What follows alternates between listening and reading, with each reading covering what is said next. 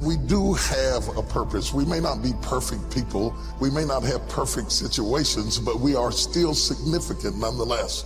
And we have been blessed with a rich body of emotions. We have emotions. We're not like roses or plants or bushes that have life without feeling. We have feelings, and when we use them properly, they are very effective in motivating you toward your destiny. I want you to be clear and understanding that purpose and passion are interconnected. Unfortunately, we live in a crazy world that we're busy all the time and everything's fast, and we are losing touch with who we are, our inner sense of passion.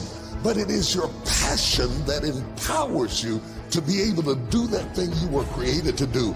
We have passion through which we thrust into the throes of life to accomplish the things that we were created to do so that we can function at a higher dimension with authority and with conviction. You need passion to withstand all the obstacles that go along with your purpose.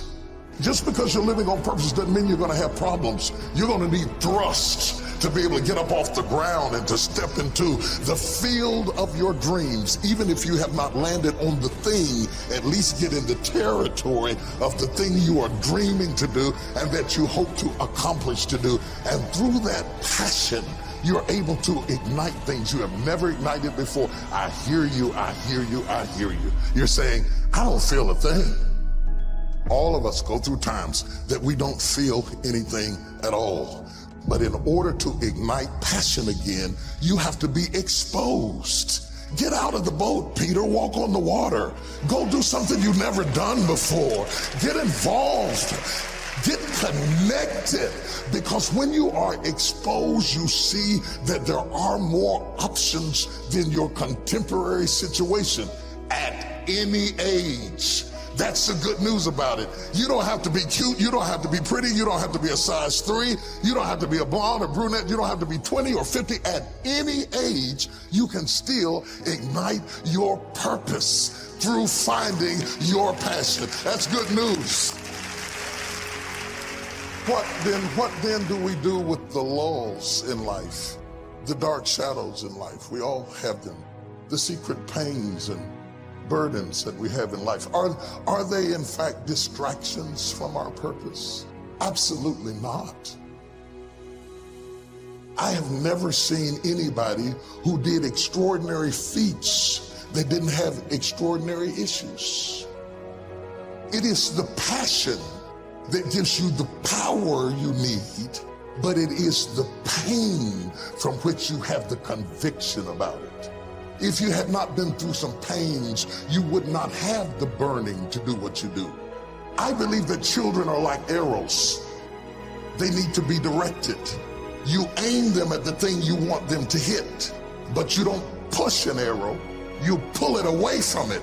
And it is the digression that causes the progression. If your life has been tough and it's been hard and you had to pull yourself up by your bootstraps and your childhood wasn't so good, guess what? That was just the arrow being pulled back so that when you are released, you can thrust after the thing you're after. So you don't have to grieve over what you didn't get and what didn't happen and how you were treated and who didn't raise you and who didn't love you. You don't have to grieve about it at all. Once you understand, the greater the digression, the stronger the progression.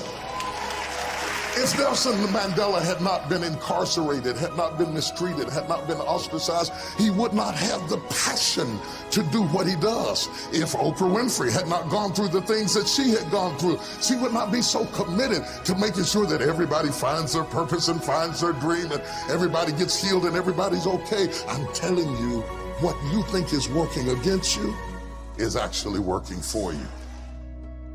My challenge in our generation is that gradually through entertainment, through television, through media, through every way possible, we are living in a generation of the dumbing down of ideas.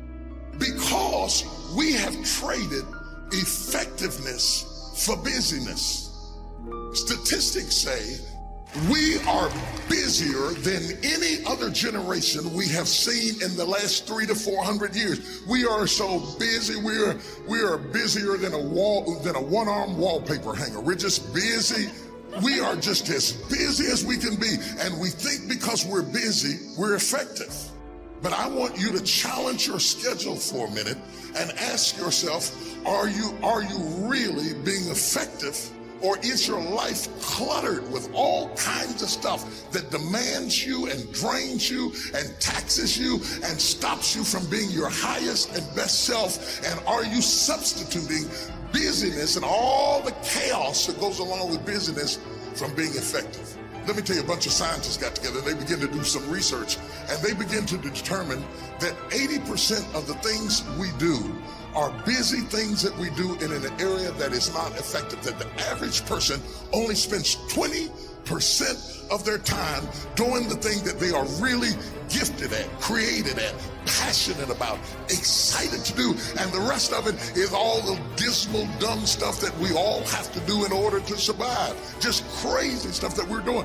Wonder what would happen if we would go from doing 80% of things that are busy but not effective and 20% of the things that are really effective if we would switch those numbers around and only give 20% of our time to the things that we have to do and 80% of our time to the thing that we were created to do. Wonder what would happen to your life. Now think about it a minute. There's a lot of things you could take from me and I could make it. You could take my suit, I got another one. You could take my car, I could get another one. You could take my house, I could get another house. But when you take my time, you have taken something from me that is totally irreplaceable. We take all kind of classes for money management. We know how to manage our money. We know how to repair our houses. We're working on our hair and our bodies and all of this kind of stuff. We do everything except the most important thing is to value our time. It takes time to be creative. You were meant to be creative. You were created in the likeness and the image of a creator, and in that likeness and in that image, you have creativity. If you had time, you would be creative. But in the absence of time and with busyness and clutter and the phone, beep, beep, beep. Y'all got music playing on your phone, all kinds of stuff. And no matter what kind of song you put on it, after a while you hate to hear it, because every time you hear that sound, you know it's somebody else wanting something else from you that's taking you away from what you are gifted and created to do. This is a life class. That means that we have an opportunity to learn how to maximize our lives. Think of the things that you're doing that somebody else could be doing. And think of yourself as a precious commodity that you are going to reserve your energy for your highest and best use. The first thing we teach people that understand their significance, if you are doing anything that somebody else in your life could do, you are not reserving yourself for your highest and best use. We are not using our life, our time, our energy for our highest and best use. And something in the back of this brain back here is going, ding, ding, ding, ding, ding, ding, ding, ding, ding. You're missing it. You're missing your life, your purpose, your passion, your excitement, your enthusiasm. And through these classes, what we want to do is shake you and rattle you and stir you up to understand that every moment is a gift, every second is a gift, every thought is a gift, every idea is a gift, every opportunity is a gift, everybody you meet is a gift. You are gifted with opportunities, and I want to show you how to begin to maximize what you've got. People will define you by how they met you. Whether it may be girlfriend, mother, banker, whatever it is, they define you right there. They put a period. But if you have the capacity to do more, turn that period into a comma. I tell people, don't let people put a period where God has put a comma. Explore all of your life, no matter how diverse it is. There are some people who have more capacity and they can handle more things, and there are other people who have to focus on one thing and do one thing well. You have to determine which one you are and be that. A lot of people don't know how to get over the past. They don't know how to forgive. They confuse forgiving with forgetting. You don't have to forget it to forgive it. They need to also realize that forgiveness is a gift you give yourself. It does not exonerate the perpetrator. It doesn't mean that they weren't wrong. It just means that I'm not going to be tied to what they did the rest of my life.